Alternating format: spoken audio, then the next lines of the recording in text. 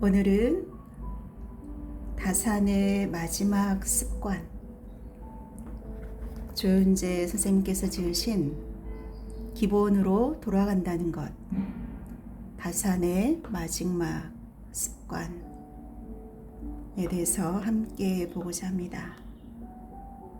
청림 출판에서 나왔고요. 매일 나를 찾기 위해 매일 나를 비워야 했다. 사소한 일상을 위대하게 바꾸는 마지막 습관. 습관은 어제들이 쌓이고 굳어져 내일이 되는 운명이다. 일상은 익숙함에 길들어져 나를 잊어버리곤 하는 미로다. 공부는 일상에 갇히지 않도록 매일 새로워지는 습관이다. 기본, 나를 새롭게 채우기 위해 다시 돌아가야 하는 바탕이고 이제 처음으로 돌아올 시간이다. 공부의 끝에서 다산은 왜 처음으로 돌아갔을까요? 정약용은 스스로의 묘지명을 쓰면서 이렇게 말을 했습니다. 내 나이 60 돌아보니 한 갑자를 다시 만난 시간을 견뎠다. 나의 삶은 모두 그르침에 대한 뉘우침으로 보낸 세월이었다. 이제 지난 날을 거두어 정리하고 다시 시작하고자 한다. 이제부터 빈틈없이 나를 닫고 실천하고 내 본분을 돌아보면서 내게 주어진 삶을 다시 나아가고자 한다. 정약용 선생님은 자신의 내공을 갈무리하며 이렇게 말을 했습니다. 오랫동안 깊이 연구해 하나라도 얻어낸 것이 있으면 모두 기록하고자 했다. 이제 공부를 오롯이 실천할 수 있는 방법을 찾아보니 소학과 신경만이 특출하게 빼어났다. 이 두 책의 침잠에 힘써 행하고자 한다. 소학으로 몸을 다스리고 신경으로 마음을 다스린다면 현자의 길에 이르리라. 네, 다산의 마지막 습관. 이 책을 쓰신 조윤재 선생님은 고전 연구가이시고 경희대 신방과를 졸업하시고 여러 이제 삼성그룹에서 일을 하셨었는데 이후에 이제 출판계 입문해서 오랫동안 책을 쓰시고 굉장히 그 탐서가로서 수많은 책을 열정적으로 읽으시며 그 가운데서도 논어, 맹자, 사기 등 동양 고전 100여 종을 원전으로 읽으면서 물리가 트이는 경험을 하게 되었다고 합니다. 지은 책으로는 다산의 마지막 공부와 천년의 내공을 비롯해서 말공부, 오한 숭부사, 2000년의 공부, 논어 천재가 된 홍팀장, 적을 만들지 않는 고전 공부의 힘, 내가 고전을 공부하는 이유 등이 있습니다. 굉장히 고전에 심취하시고 고전을 통해서 수많은 삶의 지혜를 찾으시고 또 실천하시는 분인 것 같습니다. 다산의 마지막 습관, 기본으로 돌아간다는 것. 매일 마주하는 풍경에 물렸지만 오늘도 새로운 길로 돌아오진 못했다. 내가 겪어온 세월만큼 단단해진 줄 알았다.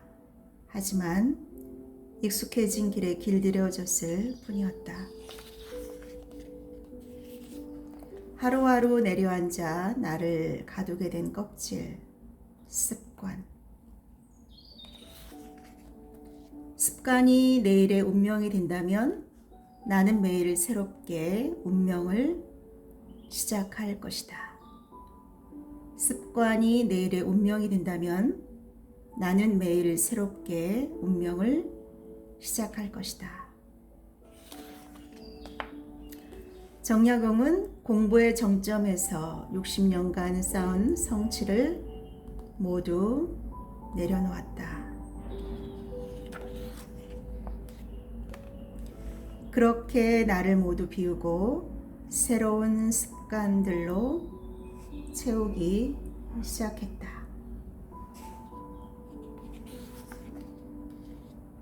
다산이 선택한 생애의 마지막 습관.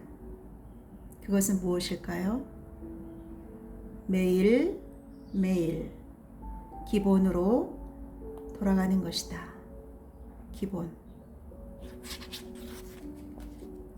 돌아보니 내가 도달한 공부의 끝은 이미 어릴 때 모두 배운 것이었다.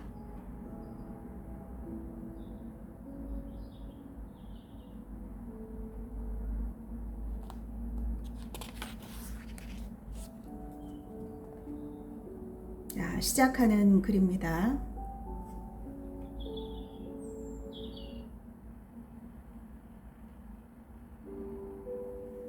다산처럼 산다는 것. 점차 하던 일을 거둬들여 마음 다스림, 치심이죠. 마음 다스림 공부에 힘을 쏟고자 합니다. 하물며 풍병은 뿌리가 이미 깊어 입가에 항상 침이 흐르고 왼쪽 다리는 늘 마비 증세를 느낍니다. 머리에는 잉어 낚시하는 늙은이들이 쓰는 털모자를 쓰고 지냅니다. 근래 들어서는 또 혀마저 굳어 말이 어눌합니다. 스스로 살 날이 길지 않음을 알면서도 자꾸 자꾸 바깥으로 마음을 내달리니 이것은 주자께서도 만연에 뉘우치신 바입니다. 어찌 염려하지 않겠습니까? 다만 고요히 앉아 마음을 맑게 하려면 세간의 잡념이 천갈래 만갈래로 어지러워 갈피를 잡을 수 없습니다. 그래서 도리어 마음을 다스리는 공부가 저술만 못하는 것을 깨닫게 됩니다. 이 때문에 문득 그만두지 못하는 것입니다. 다산이 둘째 형 정약전에게 보낸 편지입니다. 같은 시기 흑산도에 유배되었던 형이 건강을 생각해 저술을 당분간 자제하라고 권하자 다산은 이렇게 답을 했습니다. 학문과 수양에 있어서 최고의 경지에 올랐던 다산조차 마음 다스림에는 어려움을 겪었던 것입니다. 다산은 스스로 쓴 묘비명에서 어릴 때는 학문의 뜻을 두었으나 20년 동안이나 세속의 길에 빠져 다시 선왕의 훌륭한 정치가 있는 줄 알지 못했는데 이제야 여가를 얻게 되었습니다. 라고 고백했습니다. 그리고 마음 공부를 마지막 공부로 삼겠다고 다짐했지만 역시 쉽지 않다는 것을 느끼며 고뇌했습니다. 험난한 귀양 생활에 몸은 점차 쇠약해졌고 중풍이 심해지고 오한을 견디기도 힘들었습니다. 마음도 뿔뿔이 흩어져 어디로 갔는지 찾을 길이 없었고 고난의 극한 상황, 절망에 처한 상태였습니다. 다산은 이러한 순간 지필에서 자신의 길을 찾았습니다. 복숭아뼈에 3번이나 구멍이 날 정도로 몸이 굳어 움직이지 못하는 사람처럼 한자리에 앉아서 글을 썼습니다. 쓰고 또 썼습니다. 그 어떤 마음 공부에서도 찾지 못했던 마음의 안정을 지필에 몰입함으로써 얻을 수 있었습니다. 마음을 잃었다는 사실을 잊어버림으로써 마음을 다스렸던 것입니다. 마음을 다스리는 것이 마음 공부라면 어떤 상황에서도 지필에 집중할 수 있는 것은 수신의 힘입니다. 마음을 다스리는 공부가 고난에서 자신을 지켜낼 수 있는 힘이라면 몸을 지키는 공부는 고난 속에서 큰 일을 이룰 수 있게 합니다. 그 결실이 바로 여유당 전서입니다.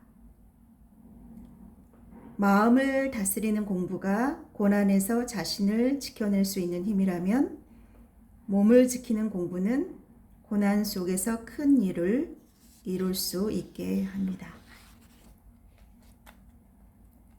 수신, 잃어버린 나를 찾아 단단히 몸에 새기는 공부.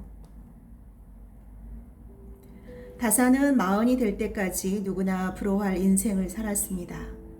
어린 시절부터 탁월한 문제로 천재 소리를 들었고 성균관에 들어가서도 뛰어난 재주로 정조의 눈에 들었으며 이후 과거에 급제하면서 일찌감치 관직의 길로 나섰습니다. 그리고 정조의 총애를 한몸에 받으며 승승장구했던 그는 마흔이 채 못된 나이에 형조 참의의 자리에 오르며 정점을 찍었습니다. 심지어 나이 든 형조 판서의 대행을 명받아서 지금의 장관 직책을 수행하기도 했습니다. 하지만 다사는 이처럼 화려했던 자신의 과거를 가리켜서 나를 잃어버린 시간이었다고 했습니다.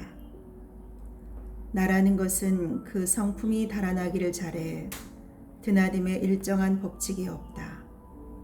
아주 친밀하게 붙어 있어서 배반하지 못할 것 같으나 잠시라도 살피지 않으면 어느 곳이든 가지 않는 곳이 없다.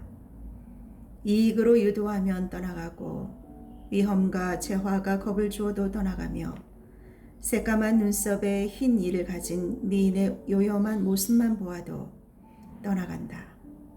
그런데 한 번 가면 돌아올 줄 몰라 붙들어 만류할 수 없다. 세상에서 나보다 더 잃어버리기 쉬운 것이 없다. 어찌 실과 끈으로 매고 빗장과 자물쇠로 잠가서 지키지 않겠는가. 큰형인 정약형이 당호를 수호제로 짓자 느낀 바를 쓴 수호제기에 실린 글입니다. 수호는 나를 지킨다. 는 뜻으로 화를 입었던 다산의 형제 중에서 유일하게 자신을 지켰던 큰 형의 신념이라고 할 수 있습니다.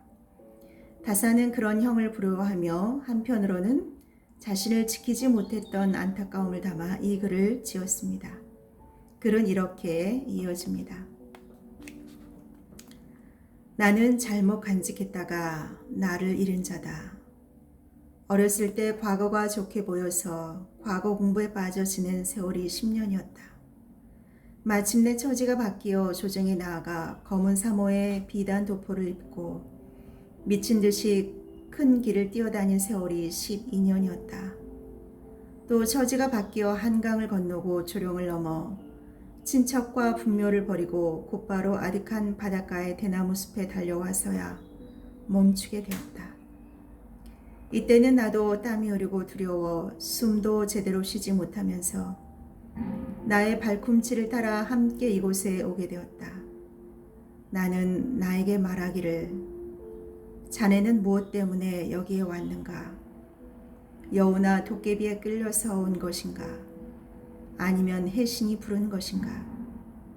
자네의 가정과 고향이 모두 초천에 있는데 어찌 본고장으로 돌아가지 않는가 물었다.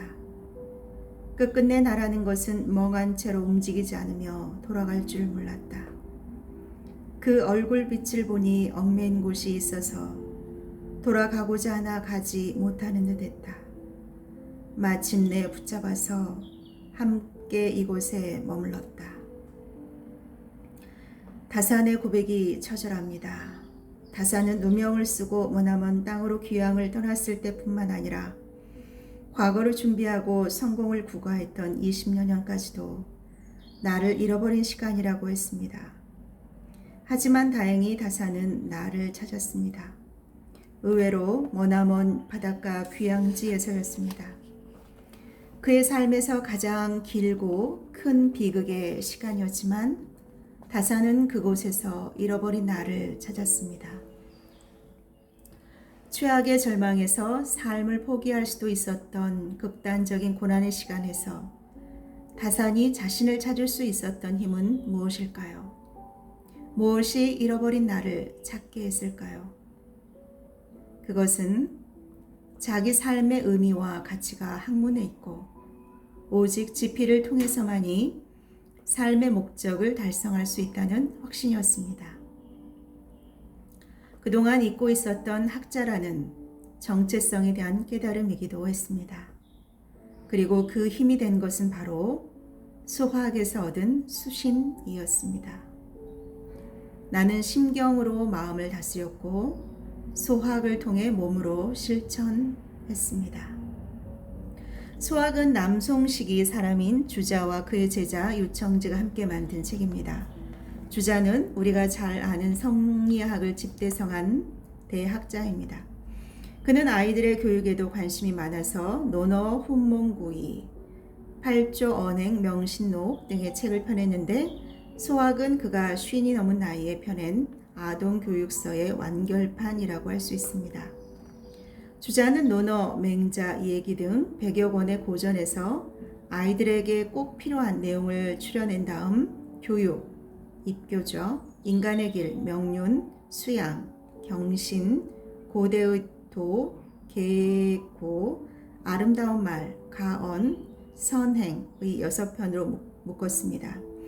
주자는 책의 서문인 소학 서재에서 책의 취지를 이렇게 얘기했습니다.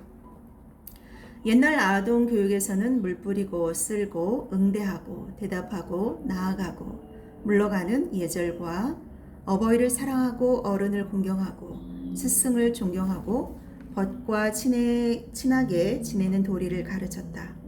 이것은 모두 대학에서 가르치는 수신제가 치국평천하의 근본이 된다.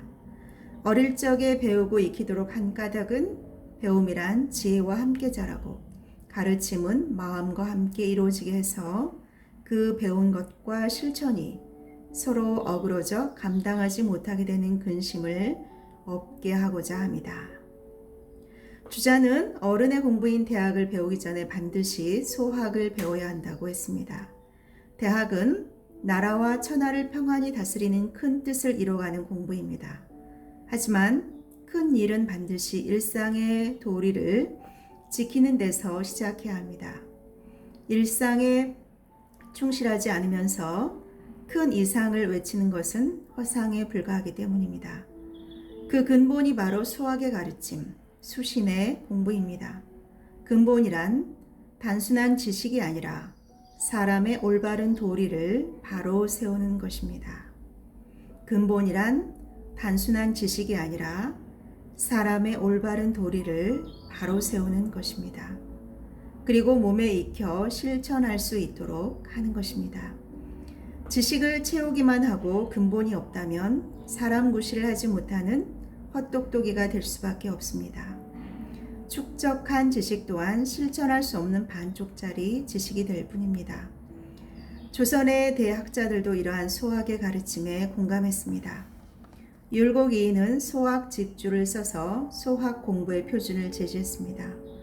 퇴계 이황 역시 성학 10도에서 소학도를 그렸고 조강, 임금에게 올리는 아침 강의에서 어린 사람들뿐 아니라 장성한 사람도 읽어야 하는 책입니다라며 소학의 필요성을 강조했습니다. 다산도 아이들의 교육에 많은 힘을 기울였습니다. 소학의 주에서에서 잘못된 것과 부족한 것을 보완해서 소학 보전을 썼고 당시 어린이 교육이 천자문에만 치우친 폐해를 바로잡고자 소학 주관을 쓰기도 했습니다. 하지만 다산이 소학에 집중한 데는 또 다른 이유가 있었습니다. 그는 소학을 통해서 귀양이라는 최악의 상황에서도 스스로를 바로 세우고 큰 일을 이룰 수 있게 하는 수신을 깨달았기 때문입니다. 다산은 귀양지에서 쓴 신경밀험의 머리글에서 이렇게 말을 했습니다. 독실하게 실천할 방법을 찾아보니 오직 소학과 신경만이 특출하게 빼어났다. 진실로 이 두 책의 침잠에 힘써 행하되 소학으로 외면을 다스리고 신경으로 내면을 다스린다면 현인의 길에 이르지 않을까. 일상에 중독되지 않고 내가 매일 성장한다는 것. 인생을 살다 보면 누구라도 뜻하지 않은 고난을 만날 때가 있습니다. 스스로 초래한 것도 있지만 다른 사람에 의해 혹은 환경 때문에 전혀 뜻하지 않게 맞닥뜨릴 때도 없지 않습니다. 예측할 수도 없고 통제하기도 어려운 재해도 뜻하지 않은 순간에 다가옵니다. 누구나 이런 힘든 상황이 닥치면 마음의 고통을 겪고 마음이 흔들리게 됩니다. 이때 마음을 바르게 잡을 수 있으면 고난을 이겨낼 수 있고 끝내 마음을 잡지 못하면 휩쓸려 무너집니다. 다산 또한 귀양지에서 힘든 과정을 겪어야 했습니다. 하지만 다산은 고난을 맞아서 마음을 다스리는 데 그치지 않고 한 단계 더 나아갔습니다. 바로 고난을 기회로 삼은 것입니다. 고난을 기회로 삼은 것입니다. 그 힘이 된 것이 근본을 바로 세우는 수신이었습니다. 다산은 고난을 통해서 마음이 흔들릴 때마다 몸을 바로 세우고 자신이 해야 할 일, 이루고자 하는 일에 집중할 수 있다면 스스로 무너지는 일이 없다는 것을 깨달았습니다. 수신을 행하는 사람은 고난이 닥쳤을 때 그 의미에 대해 깊게 성찰합니다.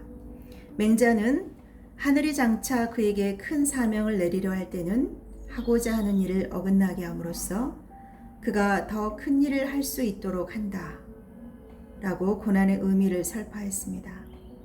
하늘이 장차 그에게 큰 사명을 내리려 할 때는 하고자 하는 일을 어긋나게 함으로써 그가 더 큰 일을 할 수 있도록 한다.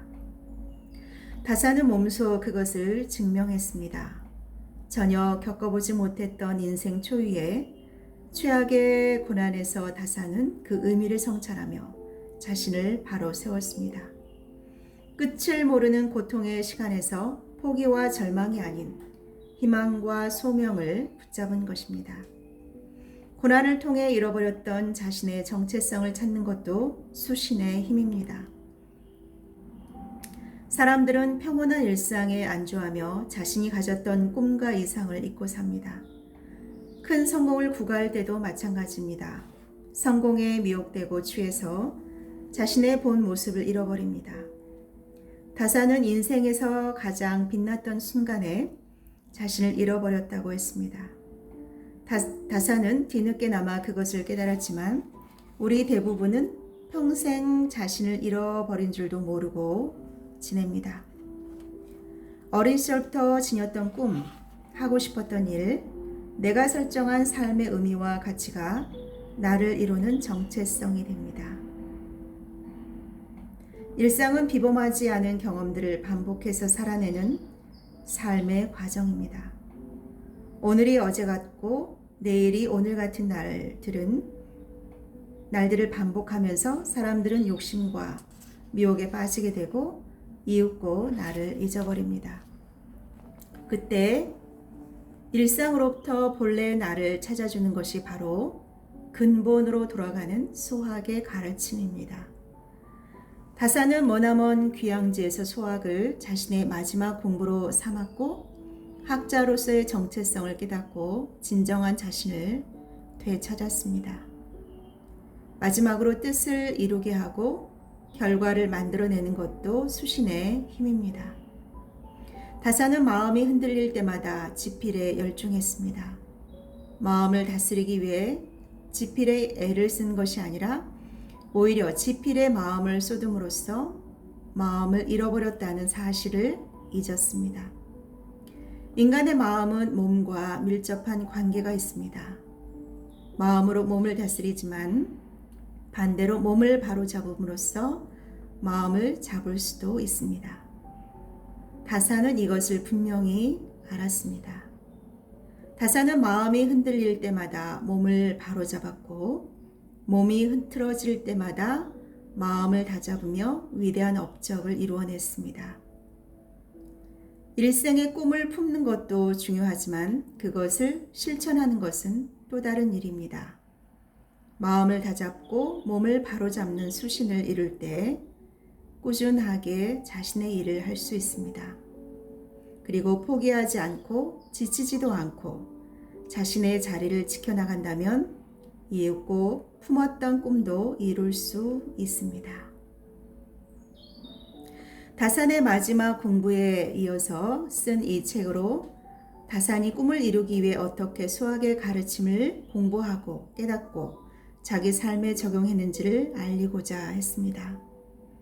다산의 깨달음을 미흡한 내가 제대로 전할 수 있다고 생각하는 것은 교만일 것입니다.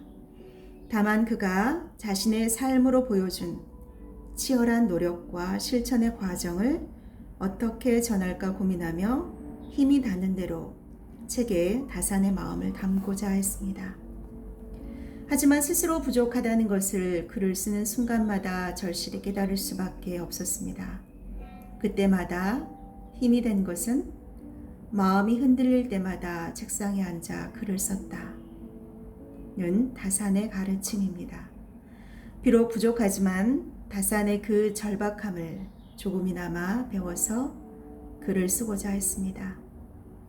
다산의 마지막 습관이 평온하고 안일한 삶에서 각성을, 고난의 시기에 성찰을, 고난을 뚫고 자기 정체성을 이루어가는 큰 힘을 얻는 데 보탬이 되시기를 바랍니다. 책을 쓰면서 다산 정약용 신문집, 소학지연, 소학집주, 소학에 많은 도움을 받았습니다. 감사합니다. 다시 새해를 기다리며 조윤재님 저자님께서 쓰신 서문입니다. 자, 이 책 다산의 마지막 습관, 이 책의 목차들을 살펴보겠습니다. 입교, 위학, 일익, 배움이란 매일 채워도 끝이 없다. 공부의 마지막은 일상으로 돌아가는 것이다. 나 또한 누군가의 스승이 된다. 음악은 아이에게 들려주는 미래다. 좋은 생각과 좋은 행동 사이만큼 먼 것이 없다. 악마가 물들이기 전에 서둘러 나아가라. 일상의 사소한 것들이 모두 나의 스승이다. 사람이 되고자 공부하지 말고 먼저 사람이 되어라. 예술은 말로 할 수 없는 것을 말하는 것이다. 인간은 지식이 아닌 태도로 증명된다.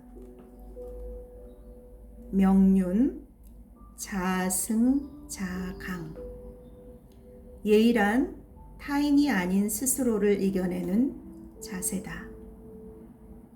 세상을 바꾸고 싶다면 책상부터 정리하라. 가장 가까운 사이부터 진심을 다하라. 용기란 삶의 비겁함마저 안아주는 것이다. 살아간다는 것은 죽음보다 무겁고 무섭다. 사람은 자신을 존중하는 이에게 목숨마저 바친다. 설득은 자기 자신부터 설득하는 데에서 시작된다. 사람은 누구나 매일 인생의 시험을 치른다. 친구란 같은 위치에서 같은 곳을 바라보는 존재다. 말이란 지나온 발자국에서 우러나와야 한다. 좋은 친구를 얻는 방법은 먼저 좋은 친구가 되는 것이다. 좋은 약은 거듭할수록 약효가 바래진다. 친구는 희귀하고 변치 않는 우정은 더욱 희귀하다. 익숙한 사이일수록 예의가 필요하다. 해야 할 일과 할 수 있는 일을 구분해야 어른이 된다. 경신, 독립, 불개. 흔들리지 않는 마음은 단단한 몸가짐에서 나온다. 굳이 가득 채우려고 애쓰지 마라. 스스로를 공경해야 자신을 이겨낼 수 있다. 몸을 단단히 하고 싶다면 말부터 단단히 단속하라. 생각하지 않는 공부는 쓸모없고 공부하지 않는 생각은 위험하다. 배움에 취한 자신에게 홀리지 말고 배움 자체에 취하라. 과거에 얽매인 비난이 아니라 미래를 위한 비판을 하라. 말은 뜻을 제대로 전달하면 족하다. 인간은 뒤돌아볼 때마다 어른이 된다. 짐승은 이빨을 드러내며 공부하는 사람을 비웃는다. 남들만큼 살기 위해 스스로를 포기하지 말라.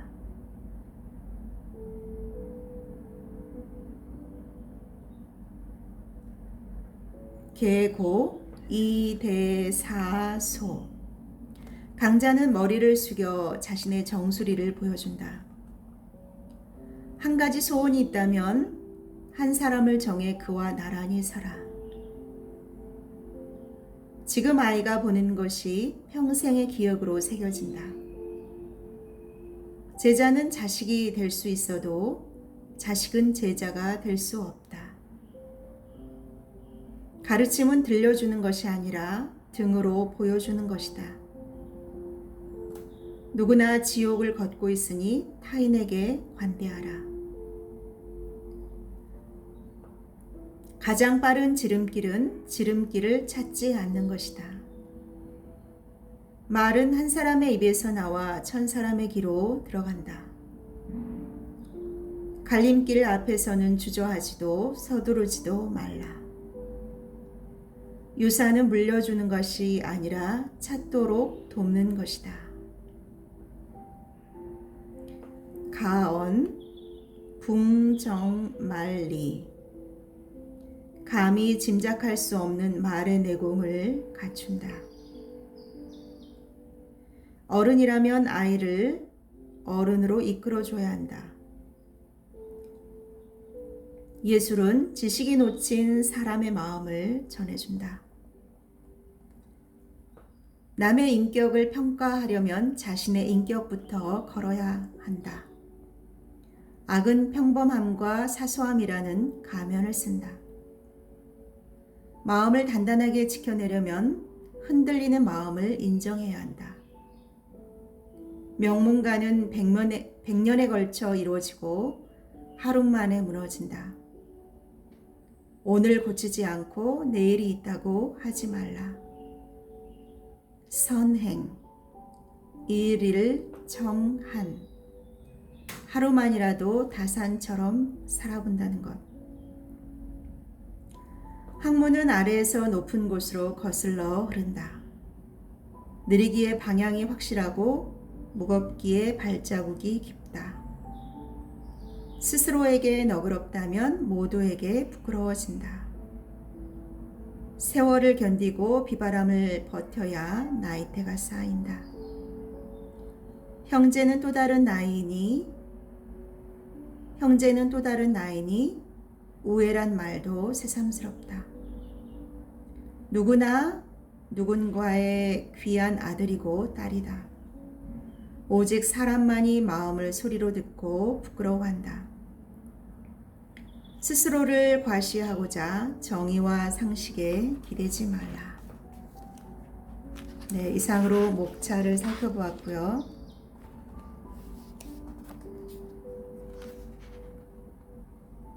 설득에 관한 부분 잠시 살펴보겠습니다. 설득은 자기 자신부터 설득하는 데에서 시작이 된다. 자로, 문, 사군, 자왈, 물기야, 이범지라. 자로가 임금을 섬기는 방법을 묻자 공자는 진실을 속여서는 안 된다. 속이지 말고 범하여 간해야 한다고 답을 했습니다. 노노 헌문편. 자로는 공자의 제자로 이름은 중유다. 공자의 제자 가운데 가장 용맹하고 걸출한 인물로 공자를 만나기 전에는 칼을 차고 다니며 한량 생활을 했고 공자의 제자가 되고서도 옛 버릇을 버리지 못해 공자의 걱정거리가 되었다. 공자는 사람들에게 자로는 용기에서는 나를 앞서지만 그것을 제대로 사용할 줄은 모른다. 자로처럼 강직한 성품에 용맹이 지나친 사람은 제 명예에 죽기 어렵다고 말하기도 했다. 실제로 자로는 괴외의 난을 바로잡고자 현장을 찾았다가 죽임을 당하고 만다. 죽음을 앞두고서도 분자는 죽더라도 갓을 벗지 않는다며 갓끈을 다시 묶고 죽음을 맞음으로써 공자의 가르침을 끝까지 지키려고 했던 인물이다. 강직했던 만큼 자로는 스승인 공자 앞에서도 당당히 자신의 생각을 밝혔다. 오히려 강직함이 지나쳐 이에 어긋나는 바가 있지는 않을까 걱정해야 할 정도였다. 당연히 임금 앞에서도 자기 생각을 밝히는데 주저함이 없었을 것이다. 앞의 예문은 논어 헌문에 실려 있는데 별다른 설명 없이 이 문장만 실려 있다. 따라서 많은 고전에서 이 문장을 해석해 준다.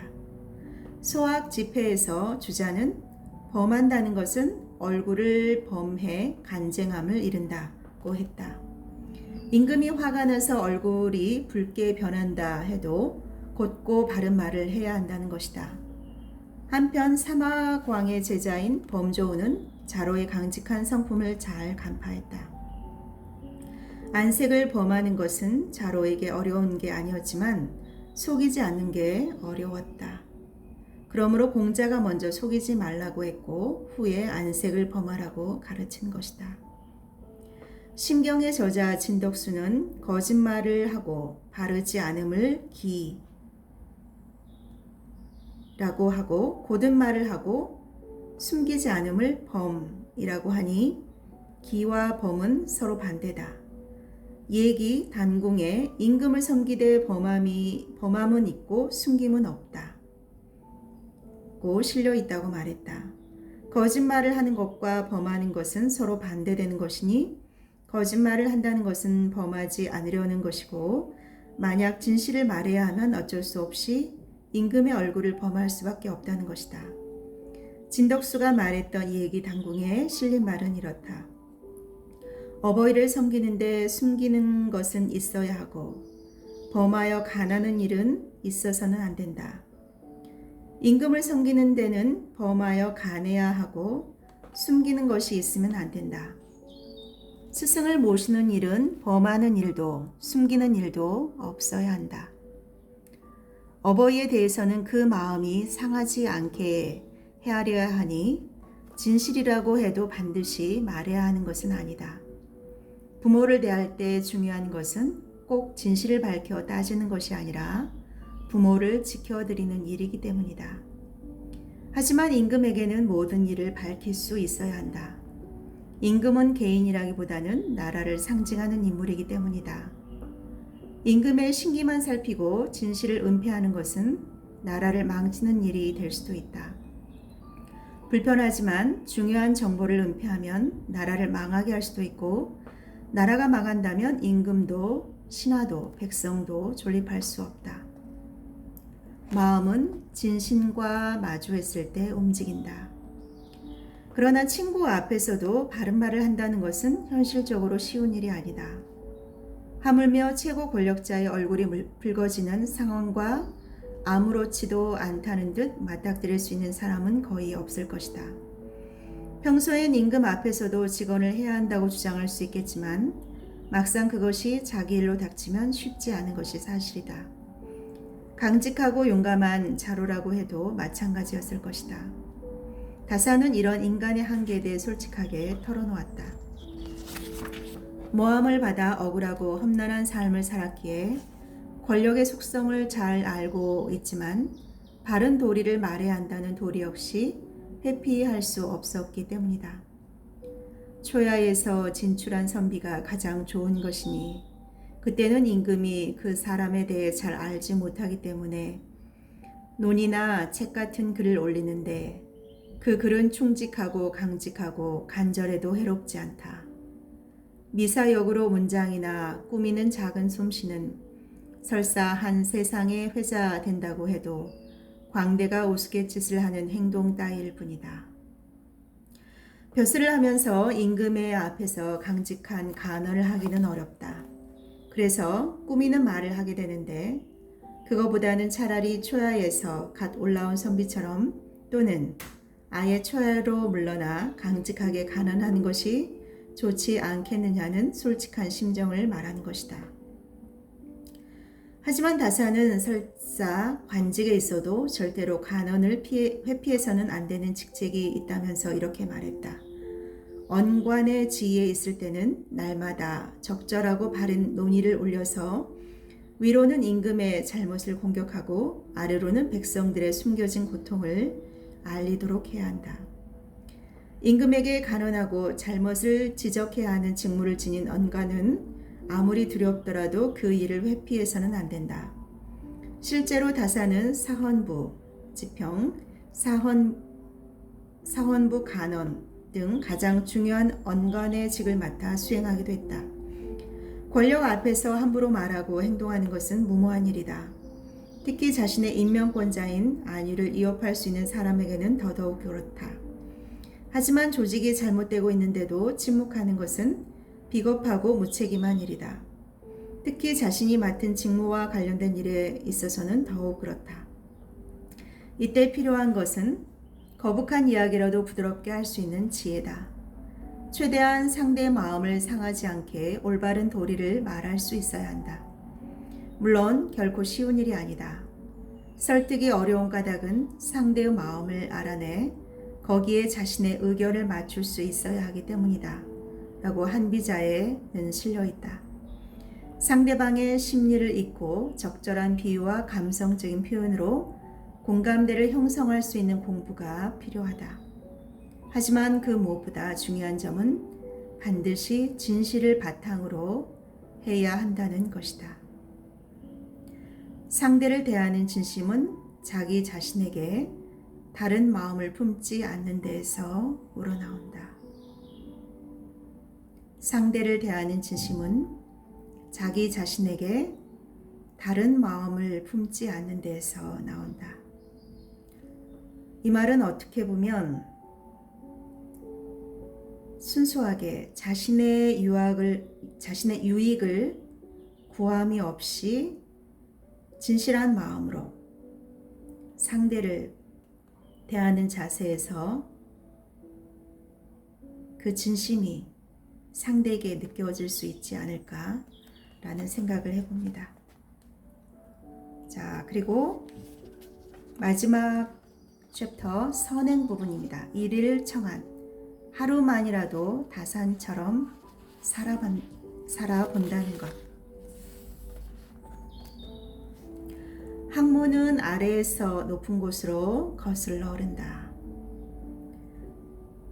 지식을 밝히는 단계에서 알미 지극한 단계로 나아가며 뜻을 정성스럽게 하는 단계에서 천하를 태평하게 하는 단계로 나아가며 물 뿌리고 쓸고 응대하고 대답하는 수학의 가르침에서 이치를 궁구하고 본성을 모두 발현하는 단계로 나아가는 가르침의 순서가 있다. 논어 헌문에는 군자는 위를 향하고 소인은 아래를 향한다. 군자 상달, 소인 하달 이라는 성어가 실려 있다. 군자는 자신을 바르게 하고 좋은 세상을 만들기 위해 높은 차원의 공부와 수양을 하지만 소인은 자신의 이익과 탐욕을 채우는 데 열중한다는 뜻이다. 또 헌문에는 어떻게 상달을 해야 하는지 그 방법을 일러주는 말이 실려 있다. 바로 하합 상달이다. 아무리 높은 이상과 품격 있는 삶을 추구하더라도 일상에서의 배움이 전제되지 않으면 안 된다는 뜻이다. 앞의 예문은 좀 더 구체적인 실천 방법을 말해준다. 예문에 이어서 정호가 그 이유를 이렇게 밝힌다. 학자들이 삶과 가까운 것은 버려두고 고원한 것만 추구하며 낮은 곳에 있으면서도 높은 것만 엿보는 경향이 있다. 경솔하게 스스로 위대한 채 하지만 결국은 아무것도 얻지 못한다. 삶에서 실천하지도 못하고 평상시의 생활은 저급하면서 높은 이상만을 말하며 거만을 떠는 학자들을 꾸짖는 말이다. 이들은 결국 아무것도 얻지 못하고 실패한다. 집설에서 주자는 앞의 예문을 이렇게 해석했다. 지식을 밝히는 단계, 치지는 내 지식을 충실히 해서 그 아는 바에 다하지 않음이 없게 하며 알미 지극한 단계, 지치는 사물의 이치를 최선을 다해 배움으로써 천하의 일에 그 지극한 선을 아는 것이니 이것은 내가 마땅히 머물러야 할 곳이다. 뜻을 정성스럽게 함, 성의는 그 마음을 성실하게 하여 반드시 스스로 만족하고 스스로 속임이 없고자 합니다. 뜻을 스스로 속이지 않으면 마음의 본체를 물질이 동요시키지 못해 바르지 않음이 없을 것이요. 마음이 바름을 얻으면 몸이 처하는 곳이 편벽함에 빠지지 않아서 닦여지지 않음이 없을 것이요. 몸이 닦여지지 않음이 없으면 집과 나라와 천하에 미루어 나감의 기준이 되므로 곧 대학의 순서다. 공부는 일상을 지켜나가는 것으로 완성된다. 대학은 증자와 그 제자들이 쓴 책으로 그 핵심은 삼강령과 8조목이다. 삼강령은 밝은 덕을 밝히고 명명덕, 백성을 새롭게 하고 신민. 밝은 덕을 밝히고 백성을 새롭게 하고 지극한 선에 이르는 것, 지어지선. 지극한 선에 이르는 것으로 지도자가 갖춰야 할 세 가지의 큰 원칙이다. 네, 삼강령은 밝은 덕을 밝히고 백성을 새롭게 하고 지극한 선에 이르는 것으로 지도자가 갖춰야 할 세 가지의 큰 원칙이다. 8조목은 그 세부적인 실천 항목으로 경물, 세상 이치를 파고든다. 치지, 지식과 지혜를 확고하게 하다. 경물치지, 성의, 뜻을 성실히 하고 정심, 마음을 바르게 하고 수신, 스스로를 수양하고 제가, 집안을 바르게 다스리다. 치국, 나라를 잘 다스리다. 평천하, 세상을 평안하게 하다로 구체적이며 단계적인 실천법이다. 다시 보면 경물, 치지, 성의, 정심, 수신, 제가, 치국, 평천하. 세상의 이치를 알고 지식과 지혜를 확고하게 하고 뜻을 성실히 해서 마음을 바르게 하고 스스로를 수양하고 집안을 바르게 다스리며 나라를 잘 다스리고 세상을 평안하게 하는 것. 이것이 바로 8조목에 해당이 됩니다. 대학의 핵심인 수신제가 치국평천하, 즉 천하를 다스리는 큰 일을 하기 위해서는 반드시 평범한 일상에서 기본을 지키는 일이 바탕이 되어야 한다는 것이다. 평범한 일상에서 기본을 지키는 것이 바로 소학의 가르침이다. 소학에서는 그 가르침의 순서를 이렇게 말했다. 군자가 사람을 가르칠 때는 순서가 있다. 먼저 작은 것과 가까운 것을 가르친 다음에 큰 것과 먼 것을 가르친다. 이 말은 먼저 가까운 것과 작은 것만을 전해주고 뒤에 먼 것과 큰 것을 가르치지 않는다는 말은 아니다. 교육에서는 반드시 가깝고 작은 것을 먼저 가르친 다음에 멀고 큰 것을 가르쳐야 한다. 만약 빠른 성과를 내고자 기본을 탄탄히 하는 과정을 제대로 거치지 않고 고차원의 것부터 먼저 가르치게 되면 모래 위에 성을 쌓듯 어느 순간 무너지고 만다. 하지만 가깝고 작은 것에서 멈춘다면 학문의 진전을 이룰 수 없다. 학문의 시작은 작고 가까운 것이지만 학문의 끝은 높은 이상에 도달해야 한다. 좀 더 구체적으로 보면 이렇다.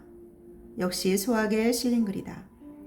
그들이 강론해야 할 도리는 반드시 인륜의 바탕을 두고 사물의 이치를 밝히는 것이어야 한다. 그 가르침의 내용은 물 뿌리고 쓸고 응대하고 대답하는 데서부터 시작해서 효, 재, 충, 신, 내 덕목을 수양해서 예와 악, 즐거울 낙이죠. 예와 낙에 맞게 행동하는 것이다. 배우는 사람을 이끌고 격려에 차츰 이런 덕목이 갖춰지도록 하는 것은 모두 절차와 순서가 있다. 그 요점은 선한 일을 실천하고 자기 몸을 수양해 교화가 천하에 이르도록 하는 것이다. 모든 가르침은 인륜의 근본에서부터 시작한다. 그리고 점점 더 높은 차원으로 이끌어간다. 만약 이런 근본이 없으면 세상을 평안하게 하는 기는커녕 자기 수양을 이룰 수 없다. 아무리 뛰어난 능력이 있어도 학식이 높아도 마찬가지다. 출세를 할 수 있을지는 몰라도 다른 사람에게 덕을 베풀고 선한 영향을 끼치는 사람은 될 수 없다. 결국 자신까지 망치는 경우가 많다. 다사는 제자 윤종문에게 준 글 위윤회 관증언에서 공부와 독서가 인간의 본분이 되는 이유를 이렇게 밝힌다. 오직 독서라는 한 가지 일은 위로 성현을 따라가 짝할 수 있고 아래로 뭇 백성을 길이 깨우칠 수 있으며 그 가게는 귀신의 정상에 통달하고 밝게는 왕도와 패도의 방법과 계략을 도우며 짐승이나 벌레의 부류를 초월해 큰 우주도 지탱할 수 있으니 이것이 곧 우리 인간의 본분이다. 낮은 차원에서 높은 차원까지, 어두운 곳에서 밝은 곳까지, 미세한 이치에서부터 광대한 우주까지 두루 미치는 것이 바로 학문의 길이다. 높고 밝고 광대한 것만 추구하는 것은 진정한 학문이라고 할 수 없다. 낮고 어둡고 미세한 것에만 머물러서도 안 된다. 하지만 모든 일은 반드시 여기 낮은 곳에서부터 시작하지 않으면 이루어질 수 없다. 작은 일을 소홀히 하면서 평범한 일상의 삶이 따르지 못하면서 높은 이상만 말하는 것은 허상이다. 그러한 사람의 삶 역시 허망하다. 어떤 자리에 있든지 자신이 밟고 있는 곳이 탄탄한 바탕 위에 있는지 발을 굴러보아야 한다. 만약 텅텅 빈 소리만 나거나 바닥이 쉽게 허물어진다면 반드시 근본을 돌아보아야 한다. 그것이 바로 소학이 일러주는 수신의 공부라고 다사는 말을 한다.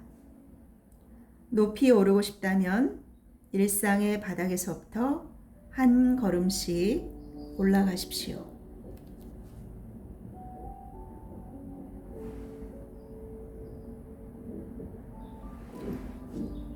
느리기에 방향이 확실하고 무겁기에 발자국이 깊다.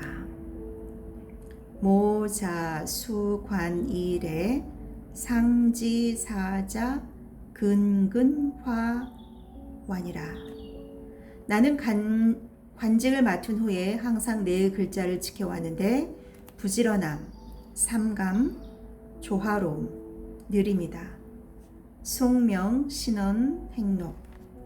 북송의 정치가인 유기지가 과거에 급제했을 때 동료 2명과 함께 참정 장관에게 인사를 갔다. 앞에 예문은 세 사람이 가르침을 청하자 장관이 해준 말이다. 말을 듣다가 한 사람이 이렇게 말했다. 저는 부지런함, 삼감, 조화로움에 대해서는 익히 들어왔습니다. 하지만 느림에 대해서는 가르침을 들은 적이 없습니다. 이에 장관이 정색하고 엄숙하게 말했다. 내가 어찌 어린 선비들에게 느려 터져서 일을 제대로 처리하지 못하도록 가르치겠는가. 다시 말하지만 세상 어떤 일인들 바삐 서둘러서 그르치지 않는 것이 있단 말인가. 부지런함, 삼감, 조화로움은 배움을 얻고자 하는 사람이 추구하는 덕목이다. 이를 목표로 많은 사람들이 공부하고 수양한다. 정규 교육을 마치고 사회에 나와서도 마찬가지다. 어떤 일을 하든지 이 3가지 덕목은 맡은 일을 잘하기 위해 반드시 필요하다. 삶에 있어서도 마찬가지다. 다산도 제자들과 아들들에게 거듭 이렇게 가르쳤다.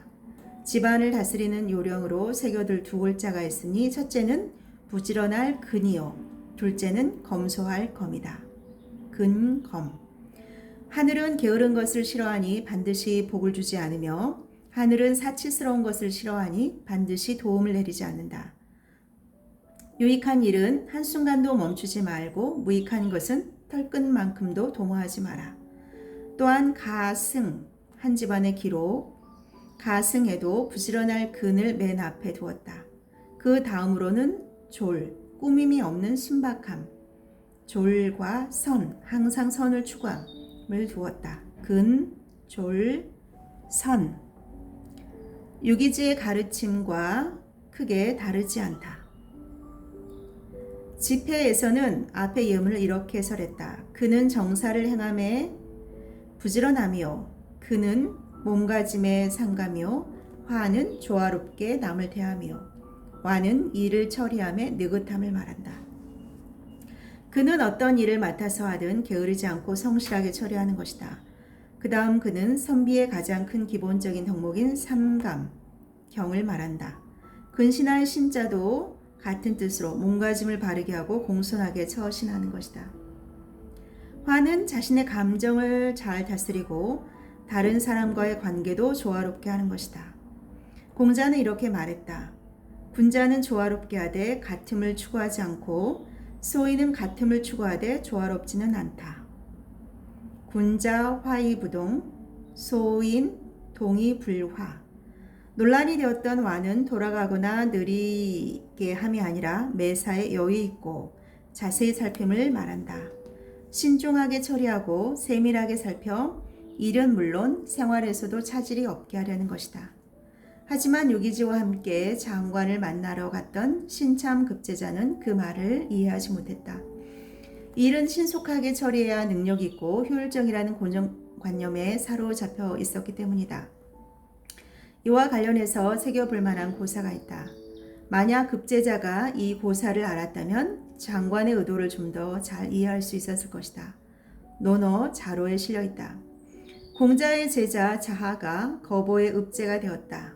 비록 크지 않은 고을이었지만 잘 다스리고 싶은 마음에 좋은 정치를 묻자 공자는 빨리 성과를 내려고 욕심부리지 말고 작은 이익의 마음을 빼앗기지 말라. 무욕손 무견소리라고 했다. 그리고 그 이유를 이렇게 설명했다. 빨리 성과를 보고자 하면 도달할 수 없고 작은 이익의 마음을 빼앗기면 큰 일을 이룰 수 없다. 빠른 결과를 원하면 누구나 마음이 조급해진다. 특히 다른 사람과 비교하는 마음이 생기면 더욱 그렇다. 조급하고 초조한 마음에 무리한 일, 정도를 벗어난 일을 하게 되면서 오히려 일은 더 늦어지고 만다. 또 작은 이익을 탐하게 되면 당장의 손익에 급급하기에 원대한 계획은 세울 수 없다. 크고 위대한 일은 그에 걸맞은 기다림과 노력이 필요하다. 대기만성이 말해주는 바와 같다. 일에 있어서도 노력 없이 성과를 내려고 하면 큰 그릇은 만들 수 없다. 학문과 수양에도 같은 이치가 적용된다. 다산이 제자 황상을 가르친 데서 그 진정한 뜻을 알 수 있다. 황상은 다산의 수제자로 꼽히며 비록 아전의 아들이라는 신분의 제약은 있었지만 훗날 훌륭한 문인이 되었다. 황상이 처음 다산을 찾아왔을 때 이렇게 말했다. 선생님, 저에게는 3가지 단점이 있습니다. 너무 둔하고 앞뒤가 꽉 막히고 사례 분별을 못합니다. 그러자 다산은 이렇게 가르쳐줬다. 배우는 사람에게는 큰 병통이 3가지가 있다. 첫째, 한 번 보고 척척 외우는 사람은 그 뜻을 음미하지 않아 금세 잊어버린다. 둘째, 제목만 던져줘도 글을 짓는 사람은 똑똑하지만 오히려 글은 가볍다. 셋째, 한마디만 해도 금세 알아듣는 사람은 곱씹지 않아 깊이가 없다. 당장 보기에 뛰어난 재능에는 한계가 있다. 자기 재능만 믿어 게을러질 수도 있고 스스로 노력하지 않기에 깊은 학문을 이룰 수 없고 얼핏 보아도 알게 되므로 고민이라는 과정을 거치지 않게 된다. 차라리 처음에 좀 아둔해도 알고자 하는 열이 생각에 생각을 거듭해 도달한 깊이 있는 깨달음, 깊은 깨달음이 학문에서는 더 가치가 있다. 스승이 일깨워준 새로운 자신을 돌아본 황상은 단점을 발판 삼아 배움의 정신에 훗날 추사 김정희도 인정할 정도의 명문 장가가 되었다. 당장 무언가를 보여주기 위해 조급해할 필요는 없다. 또 단기적인 실적에 집착해서 초조해야 할 것도 없다.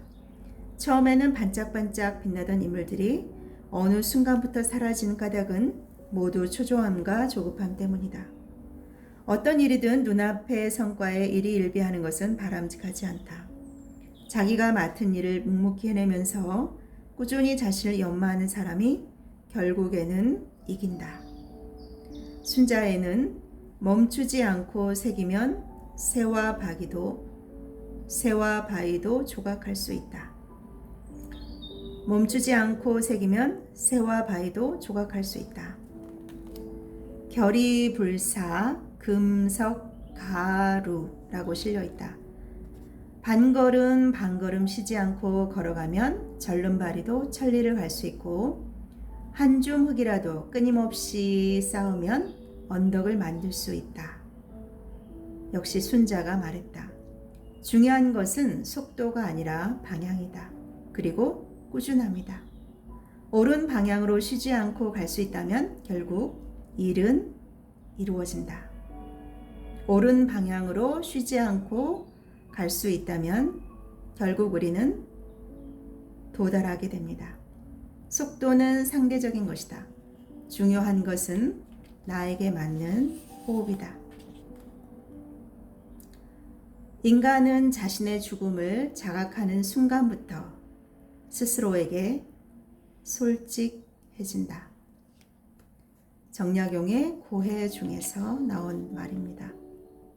인간은 자신의 죽음을 자각하는 순간부터 스스로에게 솔직해진다.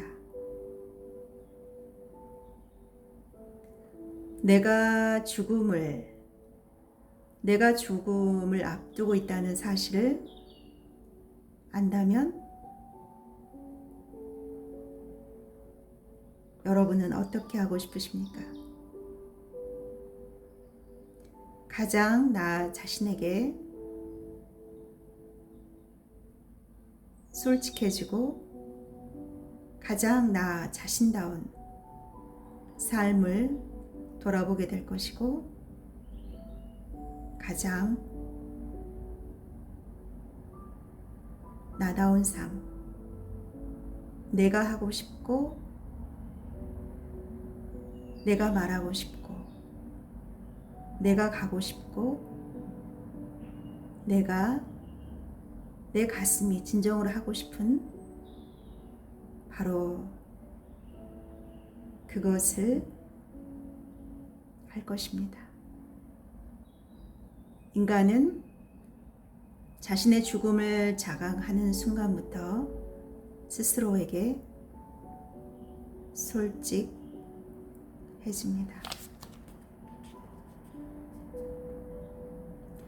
스스로에게 너그럽다면 모두에게 부끄러워진다. 근어직사 기타 불감 불신 내소이구지야. 맡은 일을 부지런히 행하고 그 밖의 일에는 감히 삼가지 않음이 없다. 이것이 내가 남들이 알아주기를 구하는 나만의 방법이다. 동몽훈. 여형공은 젊은 시절부터 벼슬을 하면서 남이 첨거해 주기를 바라지 않았다. 그 아들 순종 역시 벼슬을 했는데 그 역시 남들이 알아주기를 구하지 않았다. 사람들이 비웃으며 놀렸다. 그렇게 해서 누가 알아주느냐? 그때 순종했던 말이 앞의 예문이다. 사람은 누구라도 자신을 알아주기를 원한다. 영천공과 그 아들 순종도 마찬가지였다. 하지만 두 사람은 자신을 드러내는 방법이 달랐다. 권세 있는 사람을 찾아가거나 자신의 능력을 자랑하며 여기저기 드러내지 않았다. 단지 묵묵히 맡은 일을 열심히 하며 겸손과 절제로 평상시 언행을 지켜갔다. 그때 사람들은 그의 명성이 아닌 실질을 보게 되는 것이다. 집해에서는 이렇게 해설해준다. 순종은 영공의 둘째 아들이니 이름은 의문이고 순종은 자다. 영공은 평생 남이 첨거해 주기를 구하지 않았다. 그러므로 순종 역시 아버지의 뜻을 이어 말하기를 맡은 일을 부지런히 행하고 그 밖의 일에는 감히 삼가지 않음이 없다.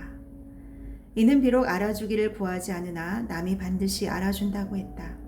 공자가 말하기를 나를 알아주지 않음을 걱정하지 말고 알아주기를 구하라. 고 했으니 순종이 이와 비슷하다. 공자가 말했던 나를 알아주지 않음을 걱정하지 말고 알아주기를 구하라 는 논어 2인에 실려 있다. 지위가 없음을 걱정할 것이 아니라 그 자리에 설 수 있는 능력을 갖추기 위해 노력하라는 뜻이다. 논어에는 같은 뜻을 가진 말들이 많이 실려 있다. 그만큼 사람들이 자신을 드러내고자 하는 욕심이 크고 절제하지 못하기 때문에 계속 강조했다고 볼 수 있다. 하기에 남이 나를 알아주지 않음을 걱정하지 말고 내가 남을 제대로 알아주지 못함을 걱정하라. 헌문에 남이 나를 알아주지 않음을 걱정하지 말고 자신의 능력이 없음을 걱정하라. 또 모두 같은 뜻의 성어다. 예문에서 맡은 일을 부지런히 행하라는 일을 성실하게 하는 것이다. 맡은 일에 최선을 다하는 것은 일을 하는 사람의 본분이다.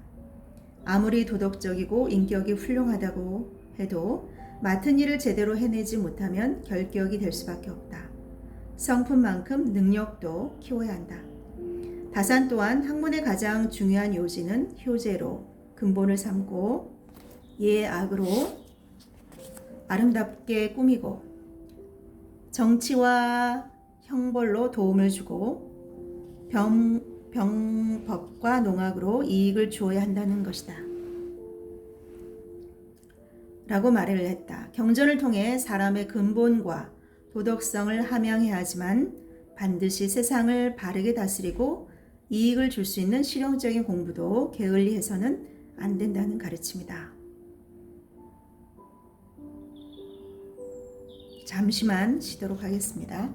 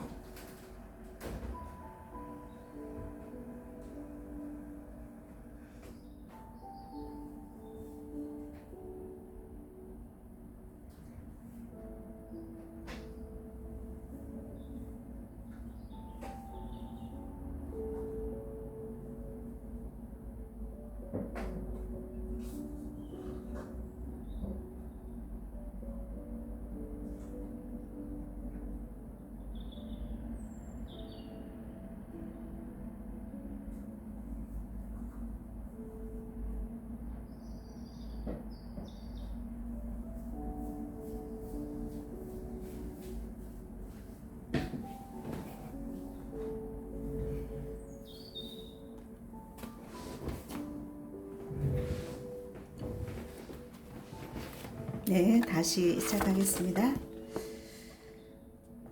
자신의 나약함과 타협하면 타인의 불의에도 타협하게 된다.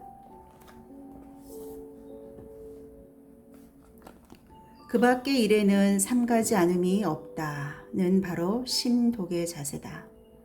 신독, 즉 홀로 있을 때도 어긋남이 없어야 한다는 것은 중용과 대학에 거듭 실린 가장 중요한 군자의 수양 자세다. 이를 두고 대부분 공간의 개념으로 이해했지만 다산의 해석은 달랐다. 홀로 거처하는 것이 아니라 혼자만 아는 일로 넓게 해석함으로써 사람들과 함께 있는 장소에서도 반드시 신실함을 지켜야 한다고 본 것이다. 심경 밀험에서 다사는 이렇게 말했다. 사람들이 훤히 드러나고 밝은 곳인 종묘와 조정의 자리에서는 그 안색을 바르게 하고 말을 잘해 그 뜻이 하고자 하는 말을 행한다. 그런데 그 결과가 혹은 사사로움을 따라 공익을 없애고 혹은 파당을 지어 위험을 세우고 혹은 현인을 죽이고 백성을 해치는 것으로 끝나고 난다. 이것이야말로 소인들이 악을 행하는 것이 아니란 말인가. 그들이 마음과 지식을 써서 간사하고 음험한 짓을 할 때 다른 사람들은 그를 충직하다고 여기더라도 스스로는 자신의 간사함을 아는 경우가 많다. 이와 같은 것이 남들은 알지 못하지만 자기 혼자서 안다는 것이 아니겠는가. 이처럼 다사는 학문과 수양에 대해서도 뚜렷한 주관이 있었습니다. 단지 유학의 종주국이라고 해서 혹은 성인의 해석이라고 해서 무조건 그 길을 따르지 않았다. 헛된 명성이 아닌 오직 실질만이 수양의 핵심이며 지켜야 할 도리라는 것을 분명히 했다. 목민관에게 주었던 충고도 마찬가지였다. 자리에 목을 매지 않고 남들의 시선이나 평판에 매달릴 것이 아니라 스스로 옳다고 생각하는 길을 가라고 권했다. 영암 군수 이종영에게 당부한 말이다. 녹과 지위를 다 떨어진 신발처럼 여기지 않는 자는 하루도 수령의 지위에 앉아 있어서는 안 된다. 흉년의 백성들의 조세를 면해줄 것을 요구하다가 상관이 들어주지 않으면 벼슬을 버리고 떠나간다. 상사의 부당한 요구는 거절했으나 알아듣지 못하면 벼슬을 버리고 떠난다. 나의 예모, 예절에 맞는 몸가짐, 나의 예모에 손상이 생기면 벼슬을 버리고 떠나간다. 상관이 언제나 나를 휙 날아가 버릴 새처럼 생각한다면 내가 요구하는 바를 감히 듣지 않을 수 없을 것이고 나에게 무례함을 저지르지 못할 것이다. 그러면 정치하는 일이 물 흐르듯 쉽다. 하지만 만약 구슬을 품은 자가 힘센 사람을 만난 것처럼 조마조마하고 부들부들 떨며 오로지 구슬을 빼앗길까 두려워한다면 오히려 그 지위를 보존하기가 어렵다. 요즘은 자기 홍보의 시대다. 성공하려면 소통하고 타협할 줄 아는 협상의 능력이 필요하고 효과적으로 나의 실력을 드러낼 줄도 알아야 한다. 하지만 그 바탕이 되는 것은 확신을 주는 든든한 실력 자체다. 실력은 부족한데 남들이 알아주기만을 바란다면 사람들의 시선에서 자유로울 수 없다. 소신을 지키기보다 타협하게 되고 절충하게 된다. 이것이 거듭되면 불법과 불의에 빠지게 된다. 특히 공직에 있는 사람이라면 반드시 자신이 옳다고 하는 바를 지켜 나갈 수 있어야 한다. 사람들의 평판도 윗사람의 신임도 바른 길을 버리고 오직 자리를 지키려고만 하면 잃고 만다. 스스로가 구부러졌는데 다른 사람을 바로 펼 수는 없다. 세월을 견디고 비바람을 버텨야 나이테가 쌓인다. 인유삼불행 소년 등고과 일불행 석부형제지 세위미관 이불행 유고 재능문장 삼불행야. 사람에게는 세 가지 불행이 있다. 첫째는 어린 나이에 높은 관직에 오르는 것, 둘째는 부영의 권세에 힘입어 관직에 오르는 것, 셋째는 뛰어난 재주로 문장에 능한 것이다. 이정전서. 일찍 높은 관직에 오르는 것, 권세 있는 부모를 만난 것, 남들보다 뛰어난 능력을 발휘하는 것, 이 세 가지는 누구나 원하는 것이다. 출세가 보장되고 남들보다 먼저 그리고 손쉽게 성공할 수 있기 때문이다.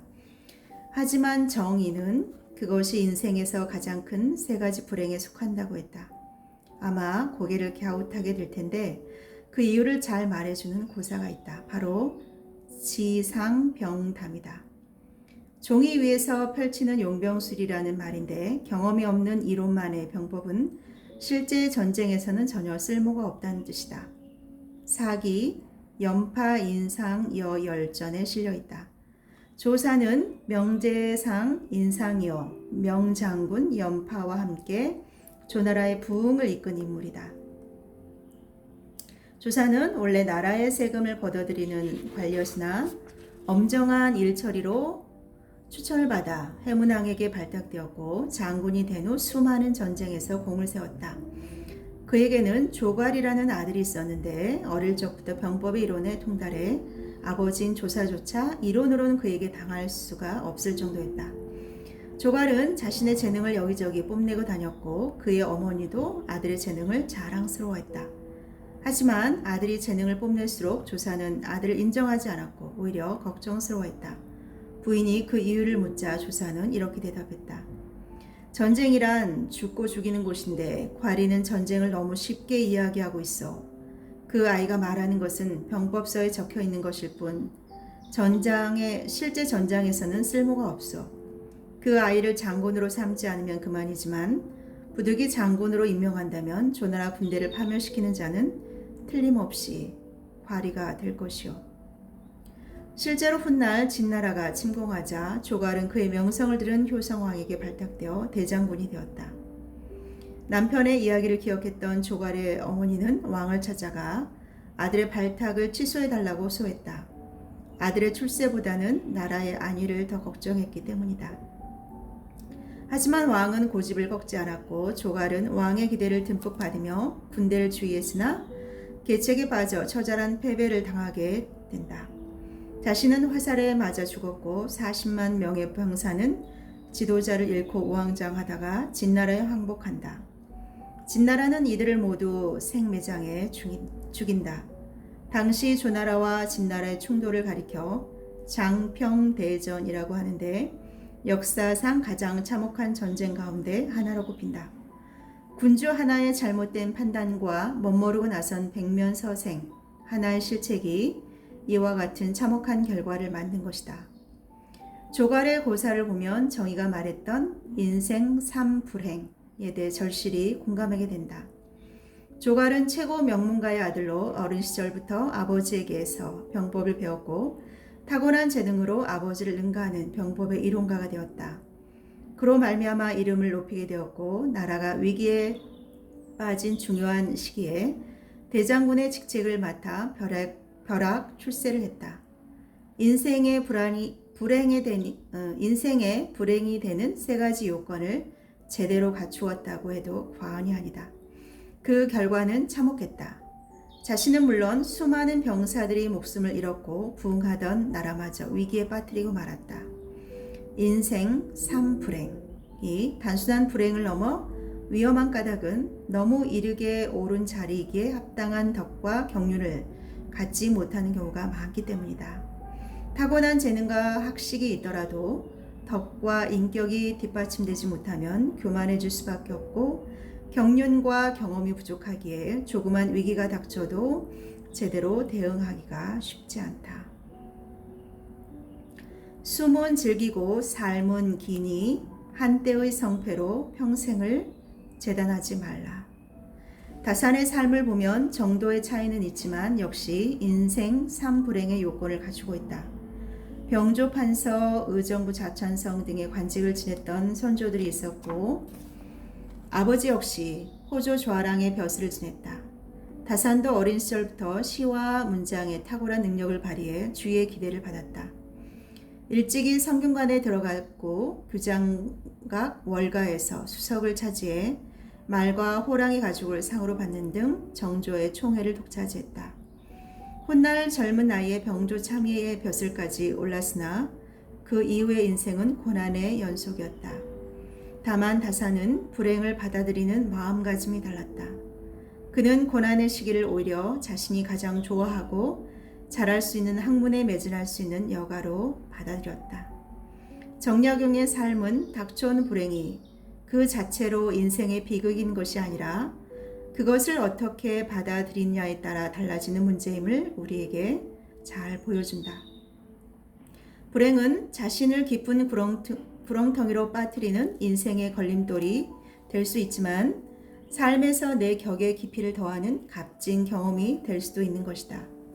다사는 그 당시 과거 제도의 폐해를 거론하며 진정한 행운과 불행에 대해서 이와 같이 시사점을 던졌다. 어쩌다 요행으로 과거에 급제하고 명성을 얻게 되면 아버지는 효자를 뒀다고 대견해하고 임금은 양신을 얻었다고 경화한다. 일가 친척들은 사랑하고 친구들은 존대한다. 그러나 역경에 빠져 뜻을 얻지 못한 사람은 아무리 훌륭한 행실이 있고 훌륭한 지혜를 지녔어도 거개가 시리에 빠져 초췌한 모습으로 한을 품은 채 죽어가고 만다. 다사는 시험 한 번에 인생의 성패가 갈리는 제도의 패습을 질타했다.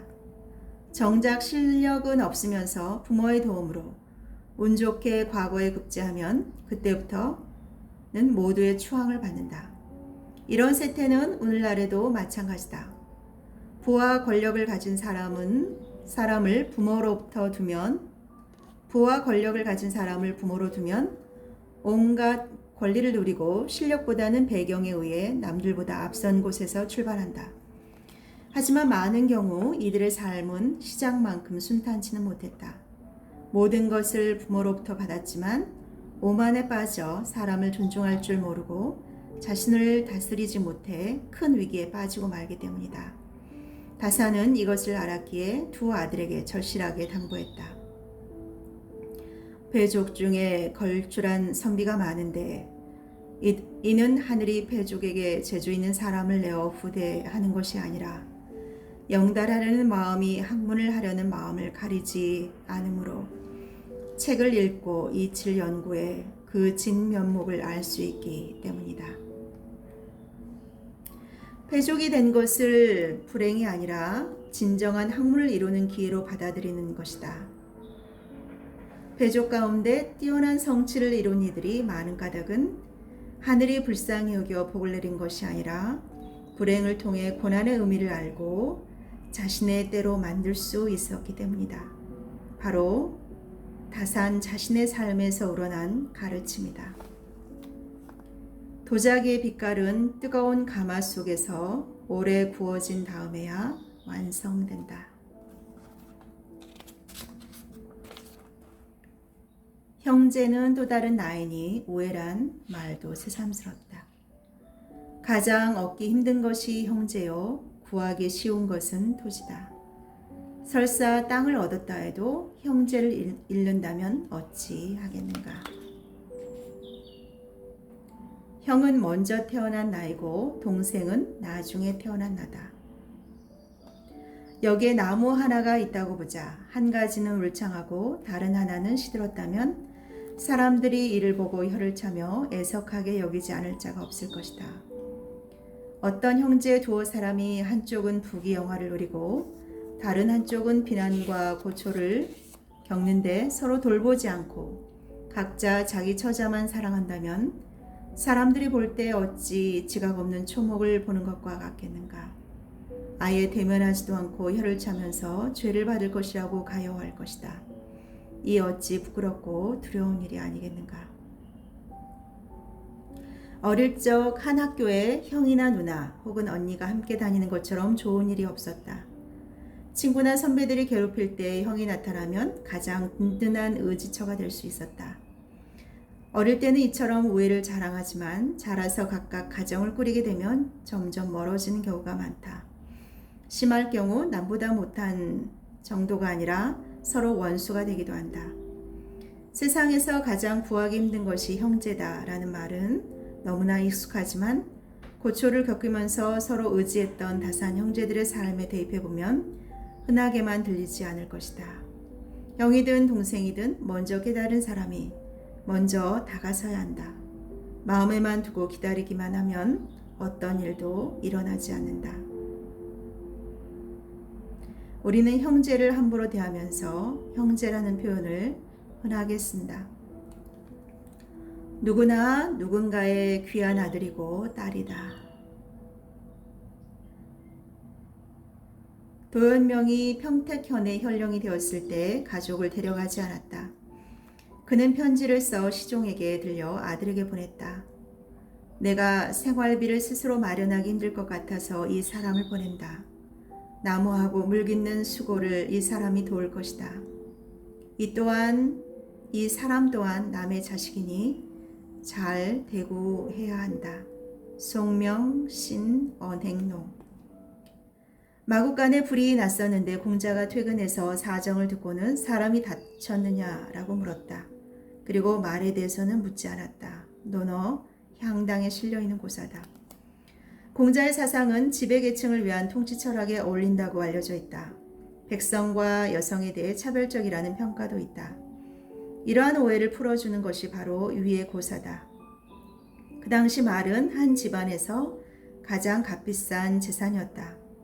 하지만 공자는 사람의 안위는 물었지만 말에 대해서는 언급하지 않았다. 사람이 다치지 않았으면 되었다는 것이다.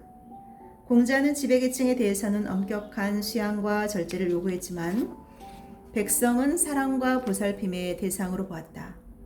사람은 지위나 성별이 아니라 그 자체로 존엄하다는 것이 바로 공자의 생각이었다. 공자가 제자 번지에게 인은 사람을 사랑하는 것이다. 애인라고 가르쳤던 것이 공자의 핵심 철학을 잘 말해준다. 다사는 인에 대해 이렇게 풀이했다. 두 사람, 이 인이 바로 인이 된다. 아버지를 효도로 섬기는 것이 인이고 형을 공손으로 섬기는 것이 인이고 임금을 충성으로 섬기는 것이 인이고 벗과 신의로 사귀는 것이 인이고 백성을 사랑으로 섬기는 것이 인이다. 인을 행함이 자기에게서 비롯되니 자기를 이기고 예로 돌아오는 것이 곧 공문, 내 바른 뜻이다. 공자의 문화, 성이란 설을 성실히 행하는 것이고 경이란 예로 돌아오는 것이다. 사랑은 부모와 형제에서 시작이 되지만 누구에게나 차별 없이 베풀어져야 옳다는 것이다. 신분이 낮은 백성도 반드시 사랑으로 섬기는 대상이라는 것이 예외가 될 수 없다. 대상이라는 것에서 예외가 될 수 없다. 그리고 그 시작은 바로 자신을 바르게 하는 급기여야 한다.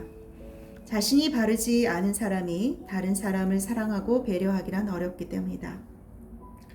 앞의 예문은 송나라의 대표적인 은거시인 도연명이 실천했던 인의 정신을 말해주는 고사다. 도연명은 관직에 있던 41살 나이에 소인들에게 굽실거려야 하는 생활이 싫어 유명한 귀거래사를 남기고 고향으로 돌아갔다. 그리고 죽을 때까지 약 20여 년 동안 농사를 지으며 은둔 생활을 했다. 그는 벼슬자리에 있을 때 아들에게 불릴 사람을 보내면서 특별히 잘 대우하라고 당부했다. 그 사람 역시 다른 이의 소중한 자식이므로 내 자식이 귀하듯이 그도 귀하게 여길 수 있어야 한다는 것이다. 이러한 도연명의 가르침이야말로 진정한 자식 교육이라고 할 수 있다. 사람은 어떤 일을 하든지 소중한 존재이므로 귀하게 여겨야 한다는 당부는 지식이 아닌 스스로의 삶으로 인륜을 가르쳐 주는 것이기 때문이다. 올바른 인륜을 지녔다고 해서 어떤 일에서든 반드시 성공하고 출세를 할 수 없을지도 모른다.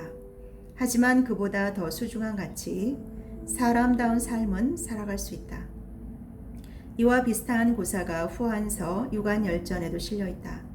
유관은 갑작스러운 일을 당하더라도 급하게 말하거나 서두르는 기색을 보인 적이 없었다. 부인이 유관을 시험해 보려고 말했다. 아침에 조의 준비를 마친 것을 보고 계집종을 시켜 관복에 국을 쏟아 더럽히도록 한 것이다. 계집종이 황급히 엎지른 것을 수습하려 하자 유관은 말소리나 표정에 전혀 흔들림 없이 천천히 말했다. 내 손이 국에 대지는 않았느냐? 유관의 급하지 않은 태도는 성품이라고 할 수 있다. 하지만 어떤 상황에서도 흔들리지 않는 여유는 단순히 느긋한 성격 때문이 아니라 스스로 절제하고 사랑을 실천하는 성품에서 나온다.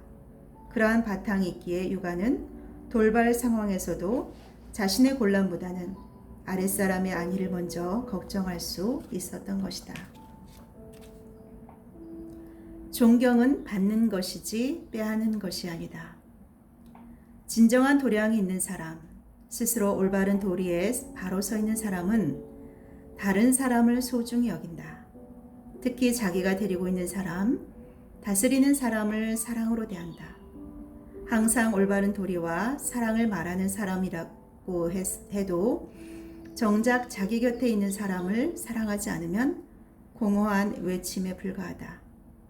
위선까지는 아니라 해도 실천이 따르지 못하는 거칠애에 불과한 것이다. 다사는 목민심서를 그런 마음가짐으로 썼다. 각 거울의 수령은 백성과 가장 가까이 있는 관직이기에 다른 관직보다 그 임무가 더 중요하다. 그러므로 반드시 덕행과 신망, 위신이 있는 적임자를 선택해 임명해야 한다. 또한 수령은 언제나 청렴과 검소함을 생활 신조로 삼아 명예나 재물을 탐내지 말고 뇌물을 결코 받아서는 안 된다. 나아가 수령은 백성에 대한 봉사정신을 기본으로 국가의 영을 빠짐없이 두루 알리고 백성들의 뜻이 어디에 있는지 그 소재를 상부에 잘 전달하며 상부의 부당한 압력을 배제해 백성을 보호해야 한다. 수령이라면 백성을 사랑하는 애휼 정치, 불쌍히 여기고 은혜를 베푸는 정치, 애휼 정치에 최선을 다해야 한다. 다산의 이 당부는 당시 지방에서 백성을 다스리는 목민관을 향한 것이지만 오늘날 모든 지도자에게도 해당한다. 특히 사람들 위에 군림하려는 사람은 더욱 절실히 새겨야 한다. 신자에는 성인이 천하를 통치할 수 있는 바탕을 받는 것에 있지 빼앗는 것에 있지 않다. 성인이 천하를 통치할 수 있는 바탕은 받는 것에 있지 빼앗는 것에 있지 않다. 성인지 유천하야 수지야 비취지야 라고 실려있다. 자신의 부와 지위 그리고 권력으로 군림하는 것은 존경을 빼앗으려고 하는 행동이나 다름없다. 진정한 존경은 상대방을 존중하는 데서 나온다. 먼저 상대를 인정하고 존중하면 신뢰와 존경의 마음은 자연스럽게 돌아올 것이다. 누구에게나 이해를 다한다면 아무도 당신을 함부로 하지 못할 것입니다. 오직 사람만이 마음을 소리로 듣고 부끄러워한다. 천지, 신지, 아지, 자지, 하위, 무지. 하늘이 알고 귀신이 알고 내가 알고 그대가 아는데 어찌 아는 이가 없다고 하는가. 후한서 양진열전. 양진이 청구한 왕밀이 창읍의 수령이 되었다. 양진에게 감사 인사를 드리면서 황금 10근을 바쳤다. 그러자 양진이 말했다. 나는 그대를 아는데 그대는 어째서 나를 알지 못하는가. 이에 왕밀이 늦은 밤이라 아무도 모를 것입니다 라고 답하자 양진이 이렇게 말했다. 하늘이 알고 귀신이 알고 내가 알고 그대가 아는데 어찌 아는 이가 없다고 하는가. 왕밀은 더 말을 잇지 못하고 부끄러워하며 물러났다. 양진이 왕밀을 청구했던 이유는 그 사람됨과 능력을 인정했기 때문이다. 사심없이 청구했기에 당연히 보답을 바라지 않았을 것이다. 하지만 왕밀은 은혜를 입고도 가만히 있는 것은 도리가 아니라고 생각했다. 어떻게 보면 수긍이 가는 생각이다. 또한 은밀하게 보답한다면 누구에게도 누가 되지 않을 것이라고 믿었다.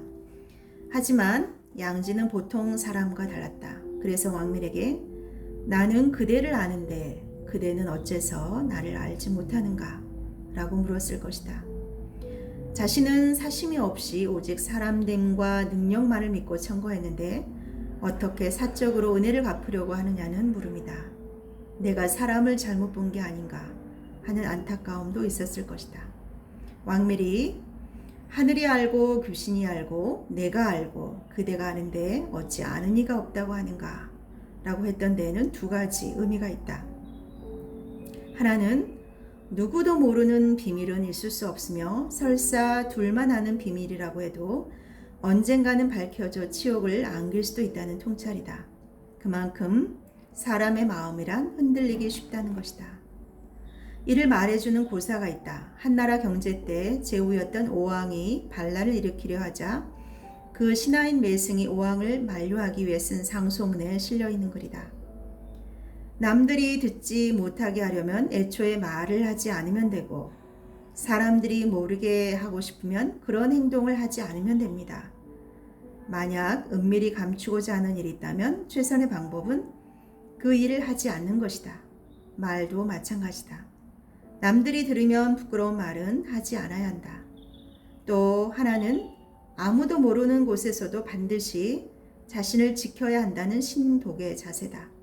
신독이란 중용, 대학 등 가장 중요한 경전에 거듭 실린 수양의 자세다. 아무도 보지 않는 곳에서도 자신을 바르게 하는 경지라고 할 수 있다. 앞서 언급했던 적이 있는데 그만큼 수양에 있어서는 중요한 덕목이기 때문에 거듭 이야기한다. 대학에는 이렇게 실려 있다. 그 뜻을 성실히 한다는 것은 스스로 속이지 않는 것이니 나쁜 냄새를 싫어하듯 하며 좋은 빛을 좋아하듯 한다. 이것이 스스로 삼감이니 군자는 반드시 홀로 있을 때 신실해야 한다. 소인은 한가하게 있을 때 못하는 짓이 없다가 군자를 보고 난 뒤에 슬며시 나쁜 행실을 가리고 선한 것만 드러내려 하지만 사람들이 알아보기를 마치 자신의 패부를 보는 듯 환히 볼 것인데 그렇다면 무슨 유익함이 있겠는가. 이를 일컬어 내면의 성실함이 겉으로 드러난다고 하는 것이다. 내면의 성실함이 겉으로 드러난다. 때문에 군자는 반드시 홀로 있을 때 삼간다. 증자가 말하기를 열 눈이 보고 열 손이 가리키니 무섭구나 라고 했다. 부는 집을 윤택하게 하고 덕은 몸을 윤택하게 한다. 마음이 넓고 몸은 편안하니 그러므로 군자는 반드시 그 뜻을 성실히 해야 한다. 전 6장에 실려있는 글로 군자는 반드시 그 홀로 있을 때 삼간다. 고 군자 필 신기 독야가 신독을 말해준다. 그 뜻을 성실히 한다는 뜻의 성을 이루기 위해서는 반드시 혼자 있을 때도 삼갈 수 있어야 한다는 것이다. 나는 나에게만큼은 손가락질을 받고 싶지 않다. 오랜 귀양살이에서 다산이 무엇보다 지키려 했던 것 또한 바로 부끄러움을 아는 것이었다. 남들이 알면 부끄러운 일, 무엇보다도 스스로 부끄러운 일은 하지 않으려고 했다. 귀양이 풀려서 집으로 돌아갈 수 있는 기회를 맞는다고 해도 마찬가지였다. 그는 차라리 귀양지에서 생을 다하더라도 스스로 부끄러운 일은 하지 않겠다고 결심했다. 다산은 당시 권력자에게 청원의 편지를 보내서라도 귀양을 풀어보자고 청하는 아들 학연에게 이렇게 편지를 보냈다. 돌아가고 돌아오지 못하는 것이야 큰일이기는 하지만 죽고 사는 일에 견준다면 하찮은 일이다. 사람이란 생선을 버리고 곰 발바닥을 취해야 할 때가 있는 법이다. 하물며 사소한 일로 남을 향해 꼬리를 흔들며 동정을 구걸한다면 만에 하나 국경에 난리가 일어나면 임금을 저버리고 오랑캐 투항하지 않을 자가 몇이나 되겠는가. 내가 살아 돌아오는 것도 운명이요 끝내 돌아가지 못하는 것 또한 운명이다. 그러나 사람의 도리를 닦지 않고 천명만 기다린다면 이치에 합당치 않다. 나는 사람의 도리를 이미 다했다. 그럼에도 돌아가지 못한다면 이 또한 운명일 따름이다. 강씨의 자식이 어찌 나를 돌아가지 못하게 할 수 있겠는가. 마음을 편히 갖고 염려하지 마라. 잠시 세월을 기다리는 것이 합당한 도리인즉 다시는 이러쿵 저러쿵 하지 마라. 당시 다산은 귀양살이를 끝낼 수 있었지만 그에게 원한을 품고 있던 권신들이 반대해서 결국은 돌아올 수 없었다. 아들이 답답한 마음에 이들에게 사죄 편지를 보내 석방을 도모하고자 권하자 다산은 아들에게 이렇게 답했다. 다산 자신도 역시 고단한 귀양살이에서 풀려나고 싶은 마음은 간절했을 것이다. 하지만 불의한 자에게 고개를 숙이는 것은 차라리 타향에서 죽을지언정 할 수 없었다. 이 편지를 보낸 후 얼마 지나지 않아 다산은 유배에서 풀려나 고향으로 돌아올 수 있었다. 사람들은 누구나 곤란에 처하면 굽히고 싶은 마음이 생긴다. 남들이 알지 못하는 일, 사소한 일, 혹은 남들도 다 안다고 여겨 묻어진 일에는 쉽게 타협한다. 물론 수양의 최고 경지에 이른 사람들처럼 엄격하게 도덕성을 지키는 것은 쉽지 않은 일이다. 하지만 그렇다고 스스로를 포기해서는 안 된다. 타협하고 싶을 때마다 새겨할 것은 부끄러운 일은 아닌가 라고 자문하며 스스로를 돌아보는 자세다. 부끄러움이란 마음의 소리를 들을 때 생겨나는 감정이다. 마음의 귀를 기울일 때 생겨나는 감정, 부끄러움. 스스로 절제할 수 있는 가장 큰 힘이다. 아직 부끄러운 줄을 안다면 더 나아질 수 있다. 스스로를 과시하고자 정의와 상식에 기대지 말라. 범충성공이 자제를 가르쳤다. 사람이 어리석더라도 남을 꾸짖는 데는 밝고 총명하더라도 자기를 용서하는 데는 어둡다. 너희들이 항상 남을 꾸짖는 마음으로 자신을 꾸짖고 자기를 용서하는 마음으로 남을 용서한다면 성현의 경지에 이르지 못함을 근심하지 않을 것이다. 송명신 언행로. 공자의 제자 번지가 무에서 논일다가 공자에게 물었다. 감히 덕을 숭상하는 것과 사특함을 다스리는 것과 미혹됨을 분별하는 것에 여쭙겠습니다. 이 무릎의 공자는 참 좋은 질문이구나 하고 칭찬한다. 항상 엉뚱한 것을 물어서 공자에게 혼나곤 했던 번지가 칭찬을 받은 흔치 않은 풍경이다. 그리고 공자는 이렇게 제자를 하나하나 깨우쳐준다. 일을 먼저 한 후에 얻으면 덕을 숭상하는 게 아니겠는가. 자신의 추악한 면을 다스리되 남의 추악한 면을 다스리려 함이 없으면 사특함을 다스리는 게 아니겠는가. 하루아침에 화남으로 그 몸을 망각해 어버이에게까지 이르도록 한다면 미혹됨이 아니겠는가. 일하지 않으면서 받기를 원한다면 욕심을 다스리지 못하는 것이다. 땀을 흘리지 않고 소득을 노리는 것은 덕이 있는 사람이 할 일이 아니다. 자기의 악한 면을 다스리지 않으면서 다른 사람의 악한만을 탓한다면 정의롭지 못한 것이다. 분노에 휩쓸려 남에게 폐를 끼친다면 절제하지 못하는 것이다. 감정을 다스리지 못하면 자신은 물론 부모에게도 곤란이 닥치게 된다. 그리고 이 모두는 바로 가르침을 제대로 행하지 못하는 사람의 모습이다. 범충성공이 말했던 앞의 예문은 공자의 가르침 가운데 두 번째, 자신의 악한 면을 다스리지 못하면서 남의 악함을 다스리려 해서는 안 된다는 가르침을 주고 있다. 정의롭지 못할 뿐만 아니라 사특한 일이라는 것이다. 그리고 이러한 스스로의 악한 면을 다스릴 수만 있다면 성현의 경지에 이를 수 있다고 말한다. 하지만 사람들은 자신에게는 너그럽고 남에게는 엄격한 면을 보일 때가 많다. 인간이기에 가지는 어쩔 수 없는 한계일 것이다. 공자는 끊임없이 사람들의 이러한 모습을 경계했다. 공자의 핵심 철학인 서 역시 자신을 대하듯 남을 대하기 어렵기에 철저히 수양해야 한다는 가르침이다.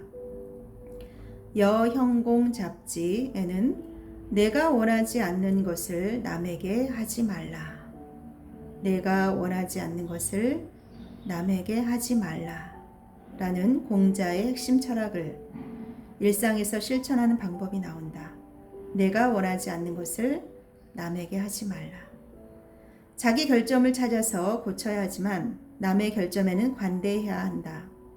자기 결점을 고치려고 하면 밤낮으로 점검해 조금이라도 미진한 점을 발견했을 때 마음에 부끄러움이 남는다.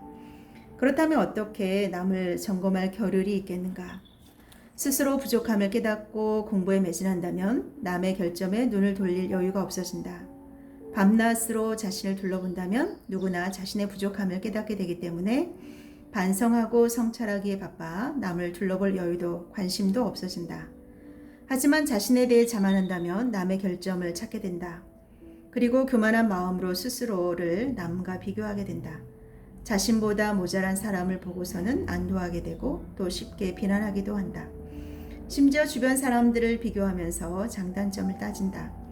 공자와 제자 자공의 고사가 이를 잘 말해준다. 자공이 사람들을 비교하자 공자가 말했다. 4. 자공의 이름. 사는 현명한가 보구나. 나는 바빠서 그럴 겨를이 없다. 비난에는 자격이 필요하고 자격을 갖추면 비난하지 않는다. 자신의 부족함을 알고 수용하는 사람은 남과 비교할 시간이 없다. 스스로의 부족함이 안타깝고 더 나은 사람이 되고 싶은 마음에 조급해진다. 뛰어난 사람일수록 더욱 그렇다. 다산 또한 그랬다. 다음은 사촌동생 권곤이 강릉의 문장가 최동호의 시를 품평해달라고 청하자 다산이 망설이며 했단 말이다. 내가 남의 시곤을 열람한 것이 백을 헤아릴 정도인데 굳이 헐뜯어야 할 것인가? 사람들이 싫어할 것이다. 그렇다면 칭찬해야 하는가? 그것은 내가 싫어하는 것이다.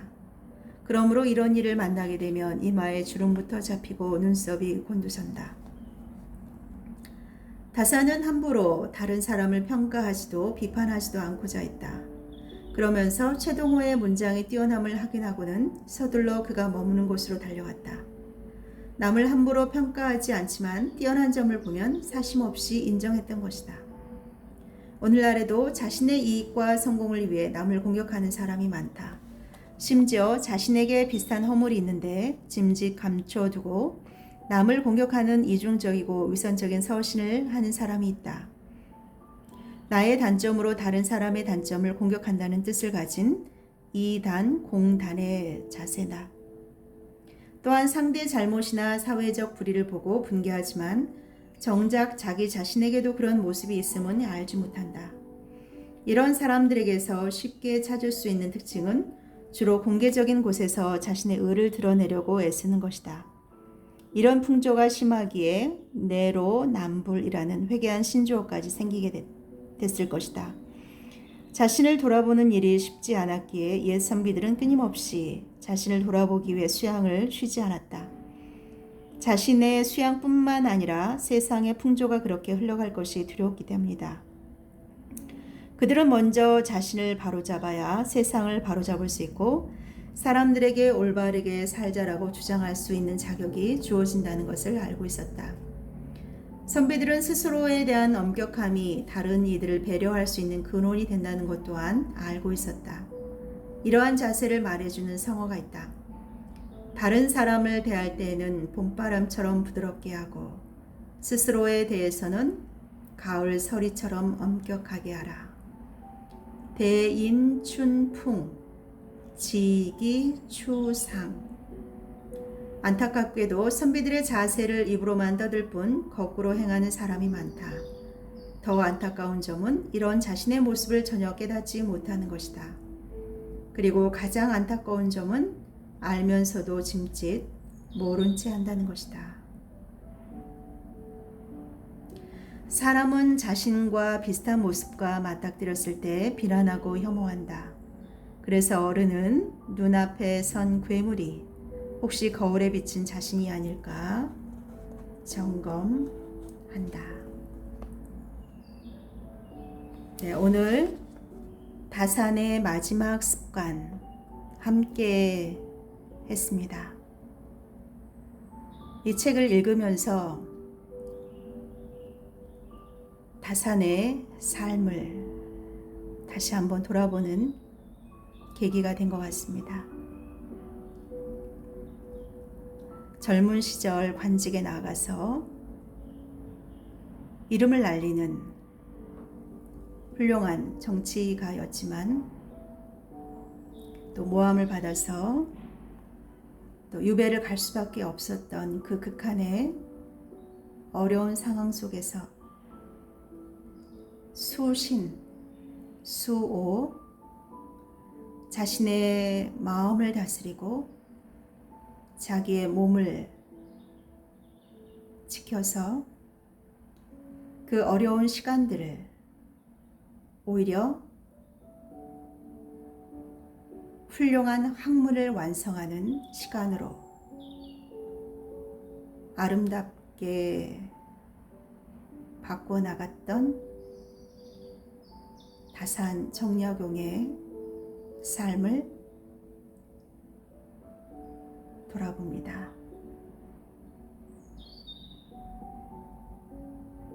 우리가 고난이 다가올 수 있습니다. 그 고난의 시간 동안 우리가 어떠한 자세로 그 고난을 맞이하는가에 따라서 그 고난 후의 삶의 모습은 180도 완전하게 달라질 수 있습니다. 다산 정약용 선생님처럼 우리가 우리 앞에 다가오는 어떠한 고난이나 아픔, 슬픔의 시간들이라고 할지라도 그것을 오히려 자기를 돌아보는, 자기의 내면을 돌아보는 기쁨의 시간, 감사의 시간으로 만들어 승화시킴으로써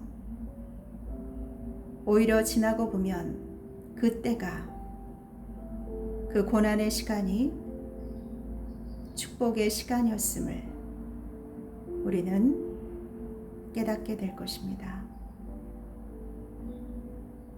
저의 지난날의 삶을 돌아볼 때도 참으로 축복의 시간이었습니다. 가장 극한의 최악의 시간이었지만 아름답게 승화시켜 나갔을 때 오히려 제 삶은 더욱더 깊은 충만한 기쁨과 감사의 삶이 될 수 있었습니다.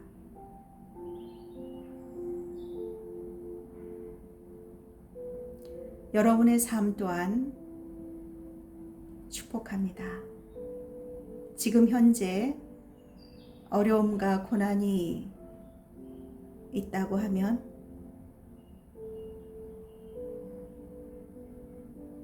결코 슬픔에 무릎 꿇지 마십시오. 그러나 슬프면 눈물도 흘리십시오. 눈물도 흘리고 슬프면 슬프다고, 아프면 아프다고 말을 하십시오.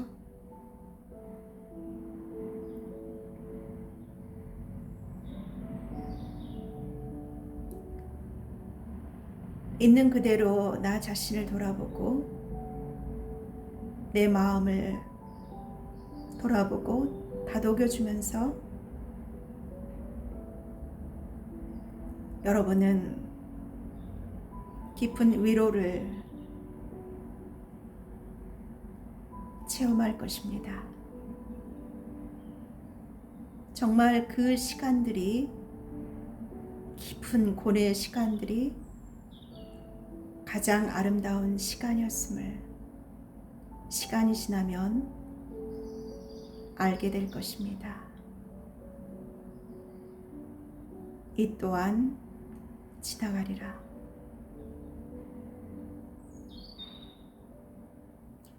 풀물불 속에서 견디는 것만이 정말 아름다운 광채가 나는 그릇으로 빚어지는 것입니다.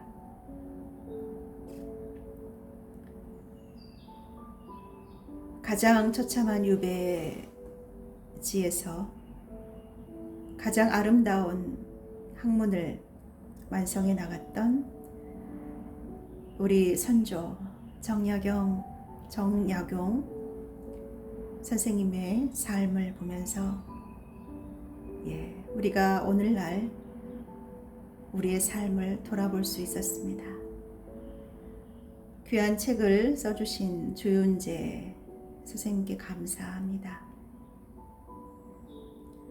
이 책의 나머지 부분들도 정말 좋은 주옥과 같은 글들이 있습니다. 시간이 나실 때 한번 깊이 있게 읽어보시는 시간을 가지시면 좋을 것 같고, 다음 기회에 또 다른 챕터에서 만날 수 있도록 하겠습니다. 오랜 시간 함께 해주셔서 감사합니다. 오늘 하루도 행복하고 축복된 하루 되시기를 기원합니다. 감사합니다.